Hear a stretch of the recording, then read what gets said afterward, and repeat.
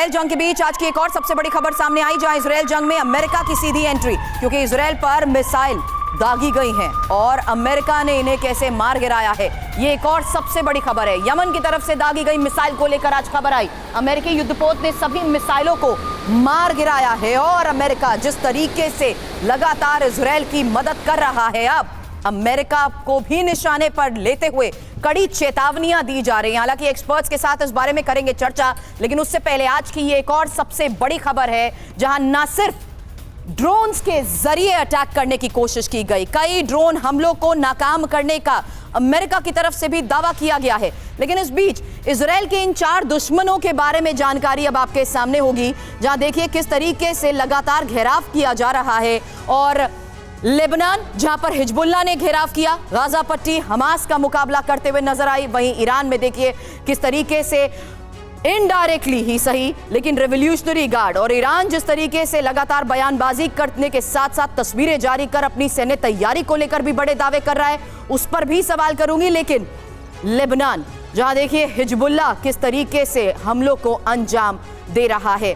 मैं सबसे पहले यहां आपसे भी समझना चाहूंगी भारद्वाज सर, इन हालात को देखते हुए अतुल सर, किस तरीके से इजराइल को तैयार रहना चाहिए, क्योंकि इजराइल का नॉर्थ साउथ ईस्ट वेस्ट हर तरफ से घेराव और ये बड़े ऐलान, उसकी मुश्किल तो जाहिर सी बात है बढ़ा चुके हैं। देखिए, जहाँ तक इजराइल का सवाल है, वो इस पूरे एरिया में सबसे स्ट्रॉन्गेस्ट मिलिट्री पावर है इस वक्त पर। उसके पास, जैसे कि आपने पहले भी बताया कि अमेरिकन शिप्स हैं, ब्रिटिश शिप्स हैं, उसको पूरी तरह से पूरी बेस्ट मिलिट्री कैपेबिलिटीज उसके पास अवेलेबल हैं। और जहाँ तक थ्रेट्स का सवाल है, ये थ्रेट इजराइल के पास हमेशा रहे हैं और इजरायली मिलिट्री ने इन सब थ्रेट्स के सिनेरियोज पहले से ही वॉर गेमिंग करी हुई है और बहुत तरीके से वो तैनात हैं इन तीनों थ्रेट्स को मीट करने के लिए किसी भी तरीके से।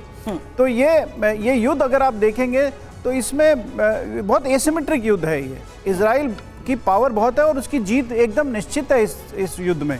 पर आपका जैसे कहा कि इस प्रॉब्लम इस युद्ध की ये है कि ये युद्ध क्या है, इसका दायरा बढ़ सकता है, और अगर दायरा बढ़ता है इस युद्ध का तो और देश भी आते हैं। अब जैसे कि अगर आप ये बता रहे हैं कि अमेरिकन युद्धपोत वहाँ के इजराइल के उसके लिए हैं, ब्रिटिश युद्धपोत भी आए हुए हैं सीज़ में।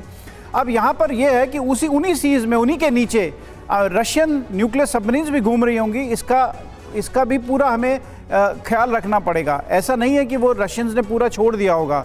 तो ये युद्ध किसी भी कभी भी ये इसका दायरा बड़ा हो सकता है और वही इसकी सबसे बड़ी, अदरवाइज इजराइल की जीत तो इसमें निश्चित ही है। बिल्कुल, लेकिन जेके त्रिपाठी सर, जिस तरीके से ये दायरा बढ़ता जा रहा है और अमेरिका को लेकर भी अब चेतावनियां सामने आ रही है, उस बारे में आपसे बात करूं उससे पहले इजराइल के दुश्मन उसे कैसे घेरने में लगे हुए हैं, ये समझना बहुत जरूरी है। क्योंकि इजराइल के घेराव को लेकर जो स्थिति नजर आ रही है, गृह युद्ध से जूझ रहा यमन भी अब इजराइल के लिए ज्यादा घातक बनने की कोशिश में है, क्योंकि हुदी विद्रोही इजराइल के लिए मुश्किल खड़ी कर सकते हैं। और ईरान लगातार इजराइल के खिलाफ जिस तरीके से आक्रामक है, उसको लेकर भी खबरें आ रही हैं। अब लेबनान बॉर्डर पर हिजबुल्लाह से इजराइल का मिनी वॉर जारी है, वहीं चीन, रूस भी इजराइल के खिलाफ आक्रामक होते जा रहे हैं। क्विक रिएक्शन त्रिपाठी सर, इस पर मैं आपसे जरूर चाहूंगी, क्योंकि यहां पर यह साफ हो चुका है कि अमेरिका भले ही बड़े स्तर पर बड़े दावे कर रहा हो इजराइल को मदद पहुंचाने के लिए, लेकिन इजराइल का घेराव तो बढ़ता ही जा रहा है।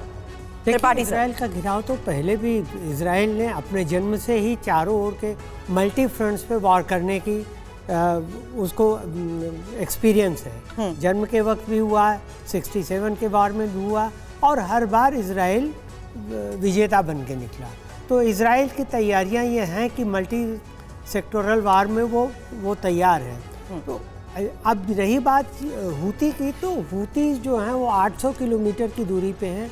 इक्का दुक्का तिक्का मिसाइल उन्होंने दाग दी तो दाग दी, अदरवाइज लैंड रूट से अगर वो जाएंगे तो उनको पूरा सऊदी अरब पार करना पड़ेगा। एग्जैक्टली रूट से जाएंगे तो स्वेज तक जाना पड़ेगा, वहाँ इजिप्ट है जो कि इन्हें आने नहीं देगा। तो ये एकाध एक्सेप्शनल तौर पे हूतीस का हो गया, अदरवाइज हूतीस से इतना खतरा नहीं है।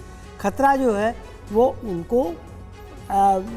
उनको लेबनान से ज़्यादा है, क्योंकि गाज़ा पट्टी पे भी जितने हमास के विद्रोही हैं, बहुत ज़्यादा हथियार उनके पास भले हो, बिल्कुल, लेकिन चूँकि उनको घेराबंदी उनकी की जा चुकी है, इसलिए उनको और सप्लाई रिप्लेनिश नहीं हो पाएगी। चलिए, हूती रेबल से ज़्यादा खतरा नहीं है, लेकिन लेबनान से ज़रूर है।